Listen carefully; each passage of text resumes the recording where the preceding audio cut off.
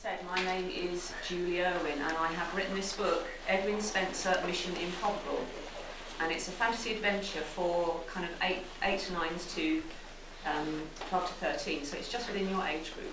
And I'm going to come here today, I'm going to do a reading from the book and talk a bit about the book.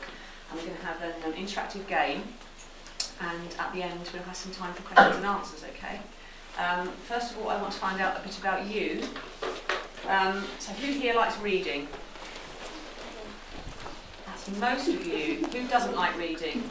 It's a terrible thing for an author to say, but when I was a child I didn't like reading. Terrible thing to say. I was a real tomboy. I'd be out in the fields, climbing trees, playing netball, playing hockey, running around. I didn't like reading.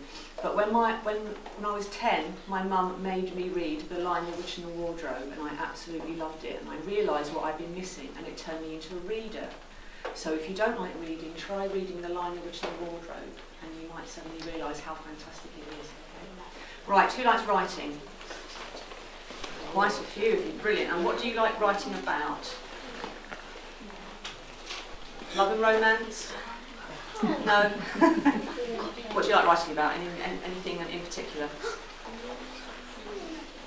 Soldiers? Football? Football? You like writing about football? Horses? Yeah. Horses. Anyone else? Who likes writing? Yes. Adventures. Adventure stories. They're my favourite. Burst into its head. It says, calling Master Edwin Spencer, you are summoned to the court of King Janus of Hysteria. Pass through the vortex that appears before you. Edwin Spencer has enough problems at school as it is, without strange voices calling him into another dimension. But when he's sucked into the peculiar kingdom of Hysteria on a secret mission, he feels very at home.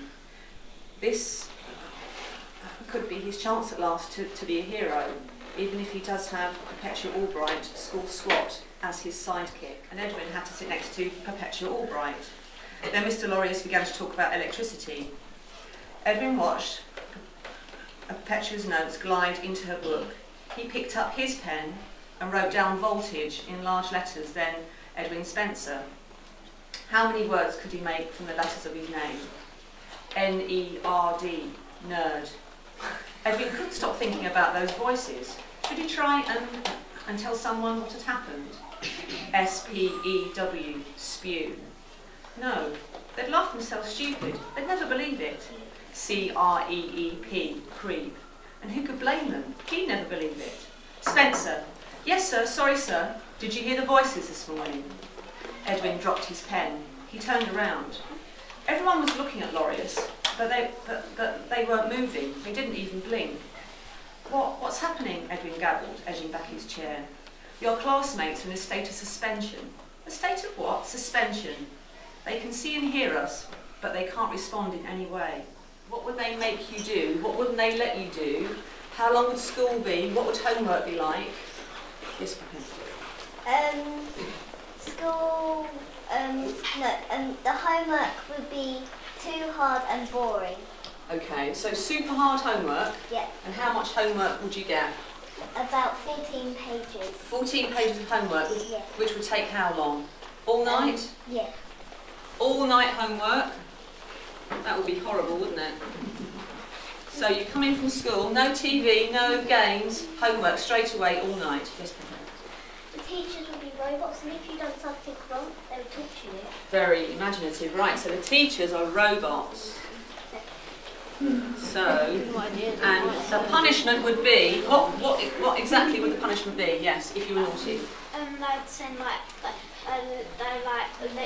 send a volt of electricity down. So they'd electrocute you. So every time you were naughty, listen, no lines or anything like that, you'd be electrocuted.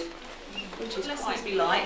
What would they look like? I think of lots of different things. Yes, Be at school for 1 second. 1 second. So that's a good one. So you go into school at 9 o'clock and you finish at 9 o'clock or 1 second. Yeah. Yes? Right, 1 second of school. Male teachers would look like Frank Lampard. Listen up. And the female teachers would look like Lady Gaga. So, listen up, boys, for dinner. What do they make you do? What don't they let you do? Yes, Bobby. They make you sleep up in the loft. They make you sleep in the loft, in the dark, horrible, damp loft with spiders and mice and rats. Sleep in the loft for you. When would you sleep? When would you have to come home? So, in a perfect world, our parents are not in charge of us, we are in charge of our parents. If you read a book and everything in it was perfect and fantastic and wonderful, would it be an interesting read? No. It wouldn't. There's something missing. What's missing from a book like that? No adventures. Yes, that's right. But what makes the adventure? There's something that has to be in there to solve a... No, there's something that has to be solved. Yes. A problem, exactly right. For a story to be interesting, there has to be a problem to be solved, something to be overcome, okay? If it's all brilliant and fantastic, it would soon get very, very boring. Now, yes, but conversely, if there was a story where everything was dark and grim and horrible and ghastly, would that be an interesting read? Yeah. You may say it would, but it wouldn't, because you get 2 or 3 chapters in and it would all be so dark. You'd say, I can't read this anymore, it's too depressing. So, to make an interesting story, you need lots of good stuff along with the dark, horrible problems. Humour. Writers, when they're writing, before they have a very dark scene, use a bit of humour or some good stuff happening to make the horrible stuff seem even worse, okay? So, next time you write a story, try and use both and it will make it really, really interesting.